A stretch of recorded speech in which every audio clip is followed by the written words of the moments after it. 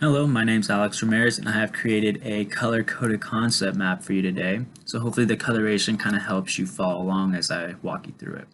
The concept map is going to encompass all the important information you need to know in regards to lymphedema. So some of the topics we're going to discuss is the etiology, the signs and symptoms, the diagnostic procedures, the medical management, and the importance of physical therapy when dealing with this condition of lymphedema. So to start off with, we're going to come up here in purple. We're going to talk about the etiology, which is pretty much the cause of the condition or how it came to be. And the etiology has been split up into two categories. You'll have your primary and your secondary. Your primary deals with like a genetic inheritance of the disorder or the disease, and it's not well known, so it's not always the case, which is why they created this secondary category, which is mainly focused on damage to the lymphatic system.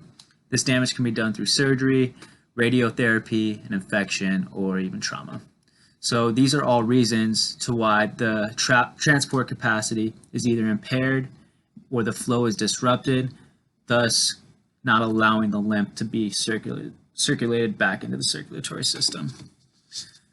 The next topic we're going to discuss over here on the right in orange, we're going to talk about some signs and symptoms. These have been split up into 4 stages. You'll have your stage 0, stage 1, stage 2, and stage 3. Stage 0 kind of deals with at-risk individuals. They don't have the condition yet, but they potentially are going that direction. They're going to start to feel some aching pain. Their limbs are going to start to feel heavy. They'll start to feel some fatigue and then some decreased range of motion. Stage 1 will deal with the start of chronic swelling. They're also going to experience some edema in the limbs, and then the tissue scarring or fibrosis is going to begin. This stage 1, is still reversible. The symptoms are not set in stone, so if they get proper treatment from the beginning, it can be reversed. If they progress from stage 1 to stage 2, they are going to experience some late signs and symptoms, which could deal with an increase in limb girth, some postural changes, and then skin changes are going to start to occur, such as warts. Once you get to stage 2, it's pretty much irreversible. At that point, you're just trying to manage. Stage 3, the edema goes away because the fibrosis of the tissue just makes the skin hard.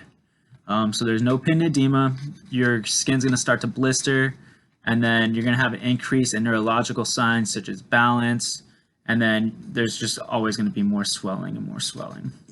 So those are signs and symptoms. The most important thing is you want to stop the progression.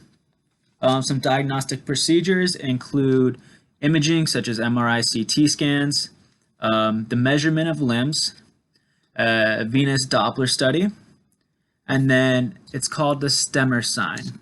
It's done by pitching the base of the second toe and seeing if there's a skin fold on it. If there is, it's shown as positive. If there's not, there's no swelling and it's not positive. So some medical management over here in red. You can have surgical procedures, which deals with rerouting the lymph flow. You can debulk any kind of blockages, or you can transfer lymph nodes in different places and put them somewhere else where need be. There's also medications that could be used. The medications you want to use are medications that improve reabsorption. This includes Daflon and Venilot. What you don't want to do is use any kind of diuretics, some neuropathy medications, or any kind of NSAIDs. This will worsen the conditions. And then lastly, up here in yellow, the importance of physical therapy. We will help you with the light exercises that you need to do to kind of help stimulate the flow of lymph.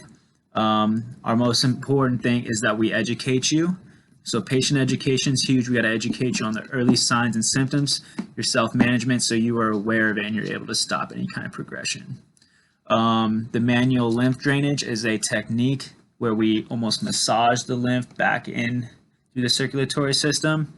And then you can always wear compression wraps or grommets, which will help constrict it and push the lymph back up into the circulatory system.